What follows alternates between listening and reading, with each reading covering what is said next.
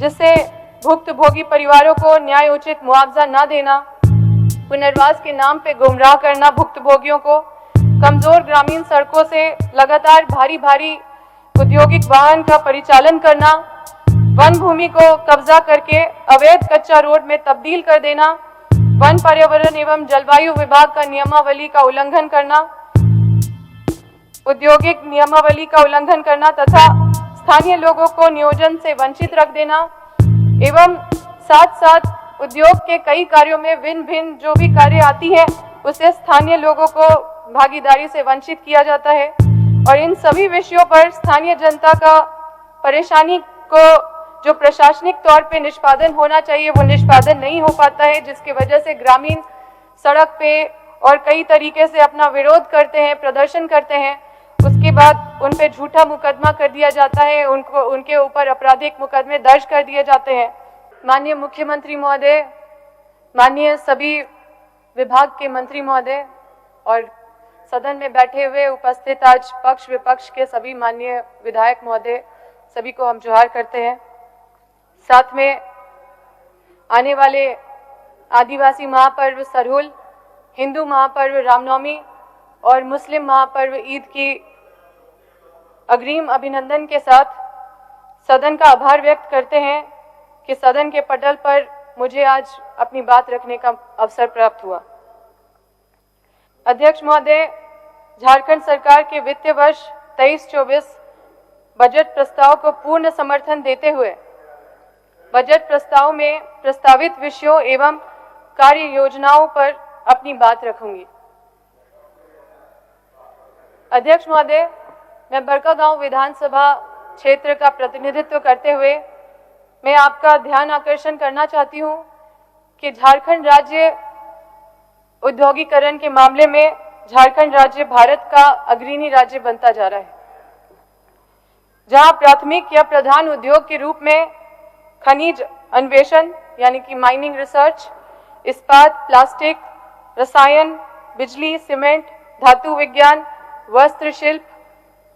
आदि विशेष रूप से चिन्हित उद्योगों में मानी जाती है। साथ रेशम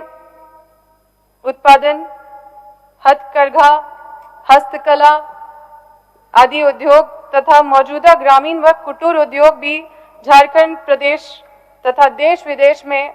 काफी मान्यता प्राप्त कर चुकी है। अध्यक्ष महोदय, देश के कुल महिला स्वामित्व वाले जो संस्थान में जो झारखंड के करीब 3,10,388 हैं, जो हमारे लिए बहुत गर्व का विषय है।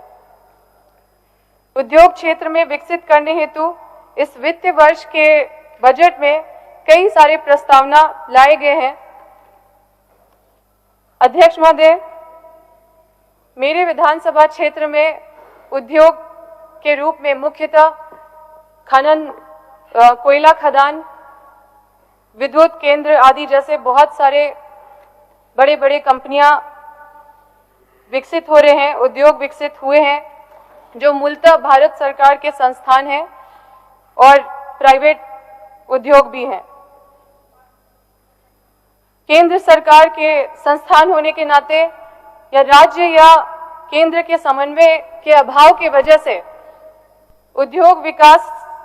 से स्थानीय लोगों को काफी परेशानी झेलना पड़ रहा है, काफी चुनौतियों का सामना करना पड़ रहा है। एनटीपीसी द्वारा भू अधिग्रहण मामले में भुक्तभोगी परिवारों को, ये सिर्फ एनटीपीसी की बात नहीं है अध्यक्ष महोदय, एनटीपीसी, सीसीएल और कई प्राइवेट कंपनियां, आयरन एंड स्पंज फैक्ट्री है बड़कागाना हेहल साइड में, कई सारी फैक्ट्रियां, कंपनियां हैं,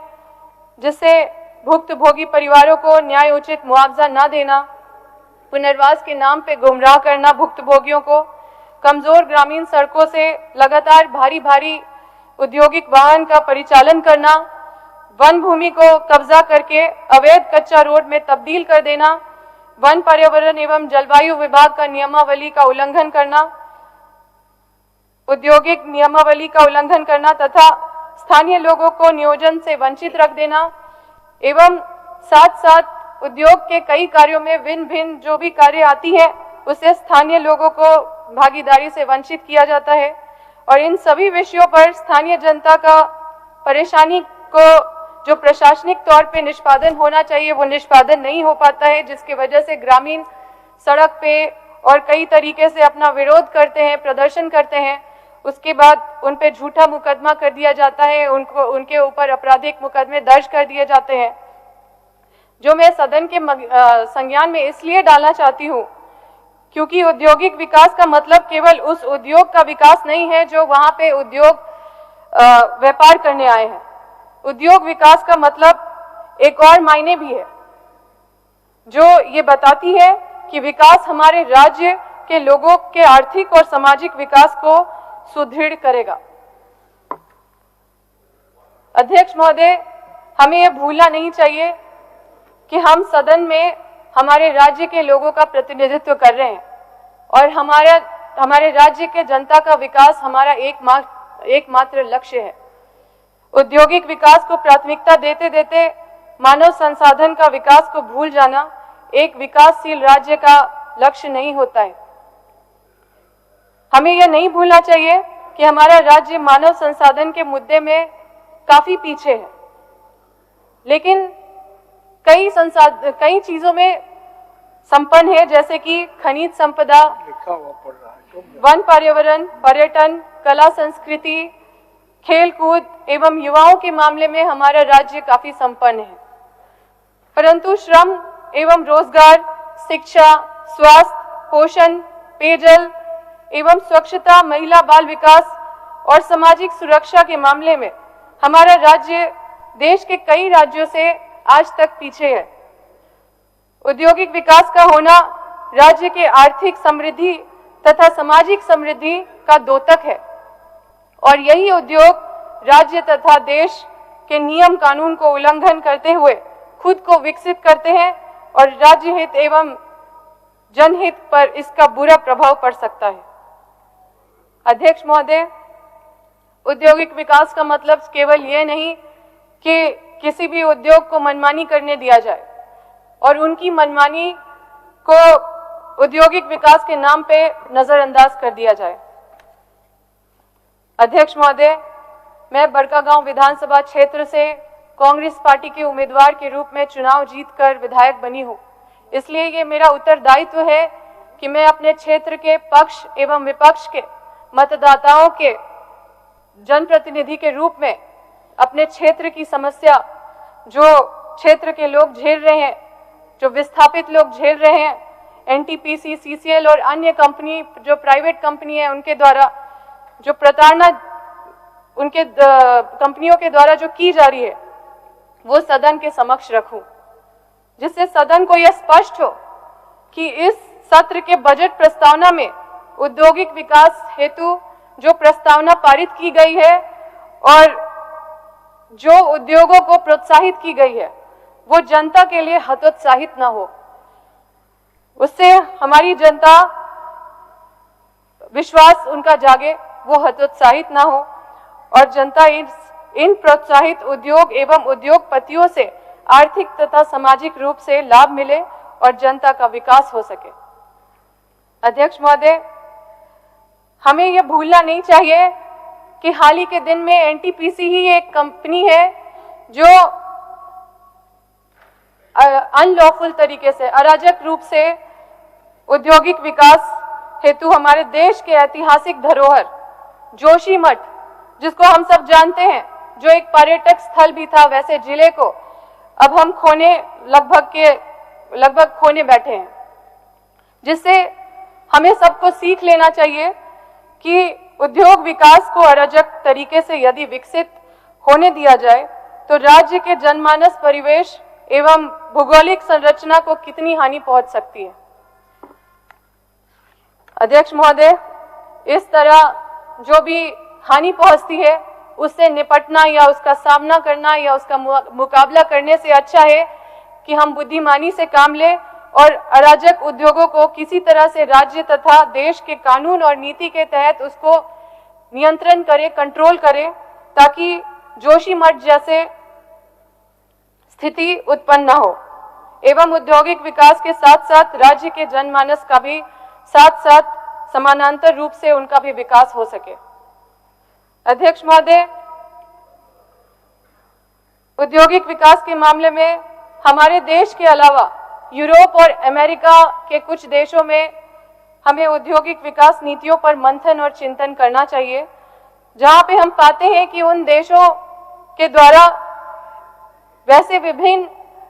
जो कंपनी है, जो उद्योग है, उसे सामाजिक विकास, सड़क निर्माण, ग्रामीण विद्युतीकरण, पेयजल, स्वच्छता, शिक्षा और विभिन्न उनको ऐसी उत्तरदायित्व दी जाती है जिससे देश का विकास तेजी गति से हो सके और राष्ट्र निर्माण में भी इनकी सहभागिता ली जाती है। अध्यक्ष महोदय, हमारे राज्य में पीपीपी पर की गई सारी योजनाओं को प्रस्तावित किया गया है,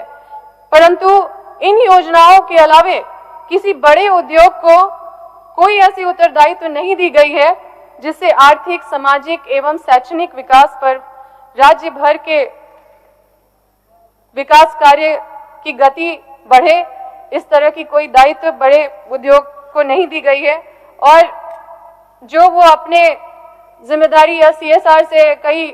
गुमराह करने वाली बातें करते हैं, वो मात्र एक बात हो जाती है, एक जुमला हो जाता है और हम अगर जमीनी हकीकत देखें तो हमें इसकी सच्चाई पता चलती है।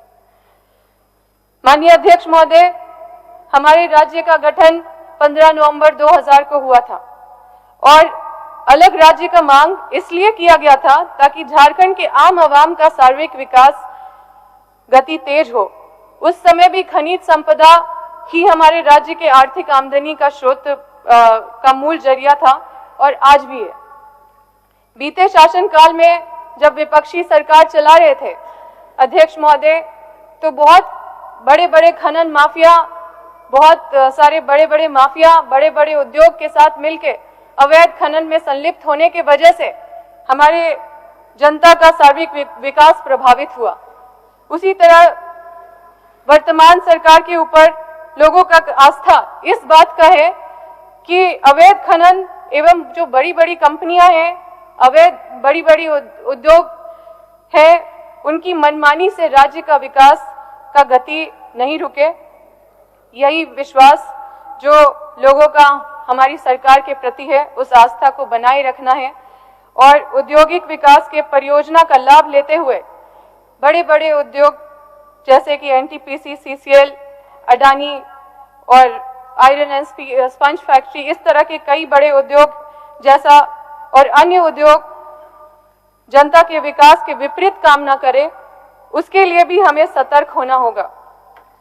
माननीय अध्यक्ष महोदय, मैं आपके माध्यम से यह संदेश देना चाहती हूं सदन के माध्यम से कि जिस तरह से ideal metal, ideal liquid, ideal gas वास्तविक में नहीं होते, उसी तरह से हर बजट प्लानिंग आइडल नहीं हो सकता। उसमें खामियां भी रहेगी, खूबियां भी रहेगी। खूबियों का तारीफ हम सुनते हैं और अगर खामियों को दरकिनार कर देंगे तो हम कभी विकासशील नहीं हो पाएंगे। हम अपनी कमियों से सीखते हैं और हमारी कमियां हमें सिखाती है कि हम स्वयं को कैसे और सुधारेंगे। आज से एक साल बाद का आर्थिक सर्वेक्षण बताएगा कि आज हम कितने सही थे और कितने गलत। अध्यक्ष महोदय, सदन में इस भाषण के दौरान मुझसे बोले गए बातों का कई सदस्य सहमत ना भी हो, लेकिन आने वाला वक्त बताएगा कि मैं सही हूं या गलत। धन्यवाद।